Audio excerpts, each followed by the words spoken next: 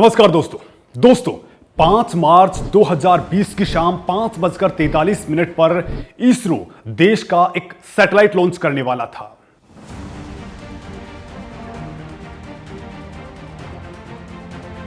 इससे ठीक एक दिन पहले 4 मार्च की शाम को सैटेलाइट की लॉन्चिंग के लिए काउंटडाउन शुरू होने वाला था। केवल 10 मिनट बचे थे, तभी कंट्रोल सेंटर में एक फोन आता है और यह सैटेलाइट लॉन्चिंग रोक दी जाती है।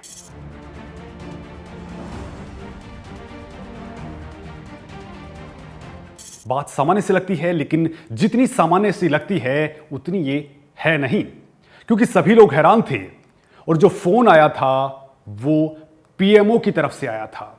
कुछ ही देर में इसरो एक ट्वीट करता है कि इस सैटेलाइट लॉन्चिंग को तकनीकी खामियों के चलते स्थगित कर दिया गया है और नई तारीख का ऐलान जल्द कर दिया जाएगा। इसरो के वैज्ञानिक हैरान थे, क्योंकि उनकी नजर में कोई खामी थी ही नहीं। रहस्य तब और गहरा गया जब इसरो ने कोई तारीख का ऐलान नहीं किया।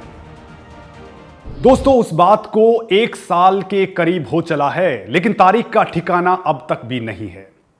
अब अजीब सा रहस्य गहराता ही जा रहा है। लिहाजा दोस्तों, कई सवाल हैं जो जवाब की तलाश में हैं। उस सैटेलाइट में ऐसा क्या था? पीएमओ ने कभी कोई लॉन्चिंग नहीं रुकवाई, तो फिर इसकी लॉन्चिंग मोदी सरकार ने क्यों रुकवा दी? इसरो ने झूठ बोला या फिर उससे बुलवाया गया?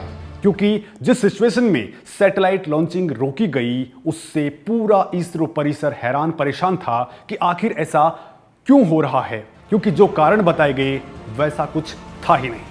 फिर क्या था जिसके चलते लॉन्चिंग को रोकना पड़ा?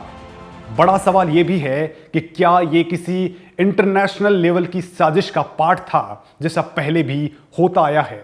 तो दिल थाम कर बैठ जाइए दोस्तों, क्योंकि मैं आपको इन तमाम सवालों से जुड़े जवाबों से रूबरू करवाने वाला हूं, जो आपको हैरान परेशान कर सकते हैं। लेकिन इससे पहले आप चैनल को सब्सक्राइब जरूर कर लीजिए और वीडियो जैसा भी लगे, लेकिन कमेंट करके जरूर बताइए। भारत क्यों लॉन्च नहीं कर पाया वो ताकतवर सैटेलाइट?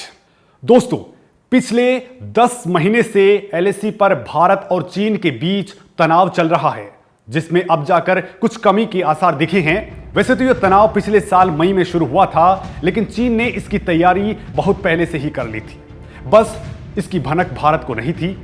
भनक इस वजह से नहीं लगी क्योंकि भारत के पास ऐसा कोई सैटेलाइट नहीं था जो चीन की चालाकियों पर 24 घंटे निगरानी कर सके। वैसे भारत ने इसी वक्त में एक शक्तिशाली सैटेलाइट लॉन्च करने की ठानी थी। नाम था GISAT-1, यानी जियो इमेजिंग सैटेलाइट। अंतरिक्ष में भारत का सबसे शक्तिशाली जासूस। चीन के साथ शुरू हुए विवाद से 2 महीने पहले, यानी 5 मार्च 2020 को इस सैटेलाइट की लॉन्चिंग होनी थी, लेकिन ऐन मौके पर इसे रोक दिया गया। कोरोना की खबरों के बीच आपको भी शायद ख्याल ही नहीं आया कि इस लॉन्च का क्या हुआ। आखिर क्यों इसरो ने रोकी सैटेलाइट की लॉन्चिंग?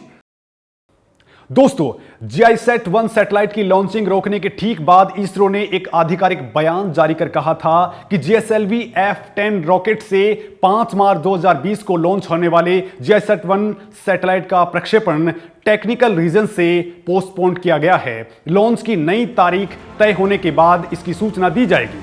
हालांकि इसरो ने ना तो इस तकनीकी खामी के बारे में कुछ बताया और ना ही अब तक कोई नई डेट फाइनल की। बस ये कहा जा रहा है कि 2021 में इसकी लॉन्चिंग होगी।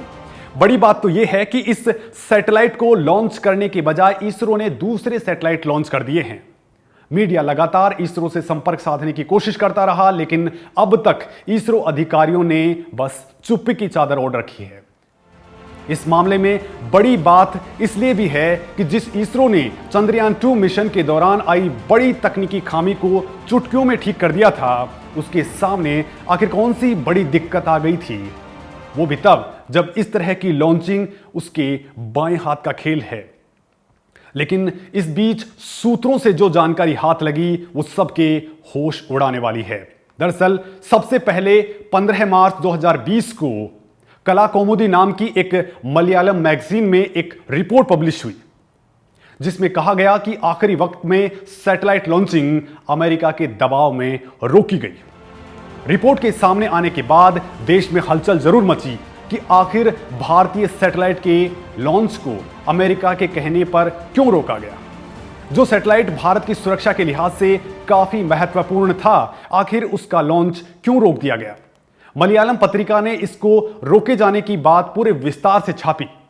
मलयालम में वीडी सेल्वराजन ने यह रिपोर्ट पब्लिश की थी और इसमें दावा किया गया कि इसरो का यह लॉन्च सीधे पीएमओ यानी प्रधानमंत्री कार्यालय के दबाव में रोका गया था। रिपोर्ट के मुताबिक अमेरिका को एतराज था कि सैटेलाइट के कुछ कलपुर्जे यानी पेलोड्स और सेंसर्स विदेशों से लिए गए हैं और इससे अमेरिका के रणनीतिक हितों को चोट पहुंचती है। केंद्रीय जांच एजेंसियों के हवाले से भी पता चला कि अगर लॉन्च टेक्निकल रीजन से रोका गया होता तो कुछ ही दिनों में इसे दुरुस्त किया जा सकता था। वैसे इसरो के सूत्रों ने इस लॉन्च को टाले जाने को लेकर अलग अलग बातें बताई थी। जहां एक तरफ कुछ लोगों का कहना था कि यह कदम अमेरिका के दबाव में उठाया गया है, तो कुछ ने इसे बकवास करार दिया था। लेकिन एक साल बीत जाने के बाद ये बातें सच साबित हो रही हैं कि अगर टेक्निकल रीजन से ये रोका गया होता तो कब का ठीक हो जाता। लॉन्च रोके जाने को एक साल पूरा होने वाला है, लेकिन जो बात खुफिया रास्तों और सूत्रों से बाहर निकली वो बिल्कुल ठीक जान पड़ती है कि अमेरिका के दबाव में यह कदम उठाया गया और प्रधानमंत्री कार्यालय ने सीधे तौर पर हस्तक्षेप किया। सैटेलाइट लॉन्चिंग रुकवाने की साजिश क्या थी? दोस्तों, आपने एक बात सुनी होगी कि हाथी के दांत खाने के कुछ और दिखाने के कुछ और। यह बात अमेरिका पर सटीक बैठती है। वो जहां बोलता है वहां है, यह कतई जरूरी नहीं है। दुनिया में अक्सर अमेरिका पर आरोप लगते रहे हैं कि यहां से पूरी दुनिया को लेकर साजिशों का पिटारा खोला जाता है, जिसमें छल कपट के काले नाग होते हैं जो जब तब किसी न किसी देश को डसते रहते हैं। दोस्तों, ये बात हम इसलिए बयां कर रहे हैं क्योंकि 5 मार्च 2020 से कुछ वक्त पहले करोड़ों भारतीयों ने जिस अमेरिकी राष्ट्रपति के लिए अपने पलक पावड़े बिछाए थे, सैकड़ों करोड़ रुपए उसके स्वागत में स्वाहा कर दिए थे, उनकी टीम ने इसरो के साथ बड़ा भीतरघात किया। वो भी तब जब नरेंद्र मोदी जी से ट्रंप के सीधे रिश्ते थे, उनकी ठीक पटरी पर बैठ रही थी। तो फिर ऐसा क्यों हुआ? तो दोस्तों, इसरो के सूत्रों ने जाहिर किया है कि इस सैटेलाइट में इतने पावरफुल कैमरे लगे थे कि सड़क पर पड़े हुए सिक्के को भी साफ देखा जा सकता था। यह सक्षम था इस सैटेलाइट की मदद से। इस सैटेलाइट की मदद से भारत चीन और पाकिस्तान के साथ लगती अपनी निगरानी को भी मजबूत कर सकता था। लेकिन अमेरिका को लगा कि अगर यह सैटेलाइट लॉन्च हो जाता है तो दुनिया भर के देश जो भी जासूसी सैटेलाइट बनाना चाहेंगे वो सेंसर्स और कैमरे भारत से ही खरीद लेंगे और इससे अमेरिका की कंपनियों को बड़ा नुकसान होगा। अमेरिका ने अपने हित के चक्कर में भारत की सरहदों की सुरक्षा से खिलवाड़ कर डाला। इस सैटेलाइट में इतने ताकतवर कैमरे लगे थे कि ये 50 मीटर से लेकर 1.5 किलोमीटर की रिजोल्यूशन की फोटो ले सकते थे। साथ ही इसमें इमेजिंग कैमरों की एक विस्तृत श्रृंखला थी। इनके पास इंफ्रारेड और थर्मल इमेजिंग करने में भी कैपेसिटी थी। इतना ही नहीं, इन कैमरों में हब्बल टेलीस्कोप जैसा 700 mm का एक टेलीस्कोप भी लगा था। साथ ही कई हाई रेजोल्यूशन कैमरे भी थे जो उपग्रहों की ऑन बोर्ड प्रणाली से संचालित होते। ठीक से कहें तो दुनिया के सबसे एडवांस्ड स्पाई सैटेलाइट्स में से यह एक था। ऐसे सैटेलाइट को आमतौर पर धरती की निचली कक्षाओं में स्थापित किया जाता है, जो देश के किसी हिस्से से गुजरने के बाद एक निश्चित टाइम फ्रेम के बाद ही वहां पर लौटकर पहुंचते हैं। लेकिन GISAT-1 देश का पहला भू अवलोकन उपग्रह था जिसे धरती की 36,000 किलोमीटर वाली भूस्थैतिक कक्षा में स्थापित किया जाना था। मतलब इस ऑर्बिट में पहुंचने पर GISAT-1 पूरे भारतीय उपमहाद्वीप पर नजर रख सकता था, यानी इससे रियल टाइम पिक्चर्स मिल सकती थी। किसी लोकेशन की लगातार ट्रैकिंग की जा सकती थी और भी लंबे वक्त के लिए, यानी कि इसमें कंटिन्यूअस तरीके से वहां पर ट्रैकिंग हो सकती थी। सीधे तौर पे कहें तो सेना इसके जरिए दुश्मन की हर हलचल की सटीक जानकारी हासिल कर सकती थी और जरूरत पड़ी तो सर्जिकल या फिर एयर स्ट्राइक्स को भी अंजाम दे सकती थी। यह सैटेलाइट मौसम की भविष्यवाणी और प्राकृतिक आपदाओं में भी काफी मददगार साबित हो जाता।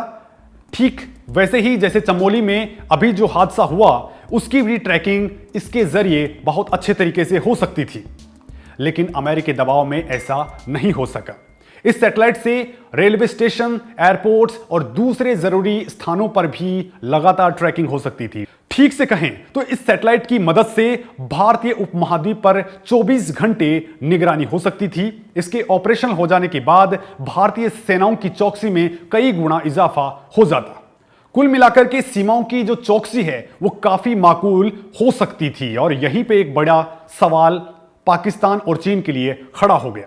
सूत्रों से जानकारी जो मिली उसके मुताबिक जब ये लॉन्चिंग हो रही थी तब पाकिस्तान और चीन को डर सता रहा था और वो इसका तगड़ा विरोध कर रहे थे।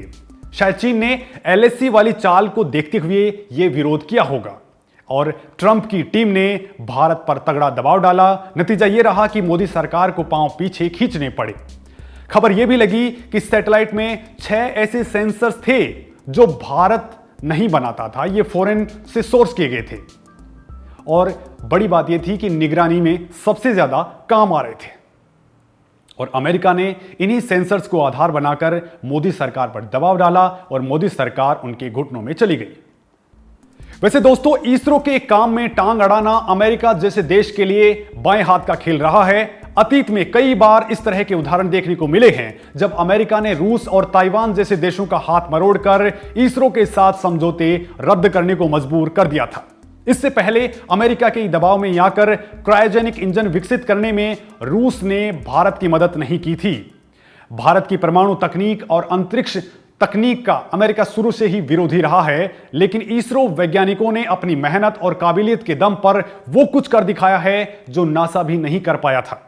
भारत ने 5 जनवरी 2014 को GSLV D5 को घरेलू क्रायोजेनिक इंजन की मदद से छोड़ा था और इसरो ने DRDO की मदद से वो तकनीक डेवलप कर ली जिसकी मदद से बने कैमरे दुनिया की जासूसी कर सकते हैं। फिलहाल इस सैटेलाइट के लॉन्च को रोके हुए 1 साल भर होने को है। अगर सैटेलाइट लॉन्च को रोके जाने को अमेरिका से ना भी जोड़ा जाए और मान लिया जाए कि यह किसी तकनीकी समस्या की वजह से हुआ है, तो भी इस पर सवाल खड़े होते हैं, क्योंकि इसरो को बड़ी से बड़ी समस्या को मिनटों में हल करने के लिए जाना जाता है, लेकिन इसके बाद भी इसरो अपने सबसे ताकतवर सैटेलाइट की तकनीकी गड़बड़ को सही नहीं कर पाया, जिससे इस बात को बल मिलता है कि सैटेलाइट को रोकने के लिए अमेरिका वाली थ्योरी बिल्कुल सटीक जान पड़ती है। फिलहाल पिछले 11 महीनों में GSLV F-10 रॉकेट को व्हीकल असेंबली बिल्डिंग में रखा गया है। यह वो जगह है जहां पर इसरो के रॉकेट तैयार किए जाते हैं। 31 मार्च 2020 की स्थिति की बात करें तो इस रॉकेट से सैटेलाइट को अलग कर दिया गया, यानी यह साफ है कि यह लॉन्च अनिश्चित काल के लिए टाल दिया गया। इसरो के मुताबिक फिलहाल रॉकेट और सैटेलाइट दोनों ही सेफ मोड में हैं, बल्कि यह कहा जा सकता है कि इन्हें संभाल कर रख दिया गया है। मतलब समझा जाए कि इसरो का यह ताकतवर जासूसी सैटेलाइट अब सिर्फ एक ट्रॉफी की तरह रखा हुआ है जो अमेरिकी दबाव में लॉन्च नहीं हो पाया। अब अमेरिका में बाइडेन की सरकार है जो भारत से कितना खार खाए हुए है, इसका अंदाजा आप इस बात से लगा सकते हैं कि इसरो को सबसे बड़ा झटका 90 के दशक में बाइडेन ने ही दिया था। अब उम्मीद कीजिए कि कुछ अच्छा हो और रियल टाइम ट्रैकिंग का ये शहंशाह अंतरिक्ष में पहुंच जाए। फिलहाल आपको ये वीडियो कैसा लगा और अमेरिका के शाह चेहरे पर आपका क्या कहना है, कमेंट करके जरूर बताइए। वीडियो अच्छा लगे तो लाइक और शेयर जरूर करें, साथ ही चैनल को सब्सक्राइब करना बिल्कुल ना भूलें। धन्यवाद। जय हिंद।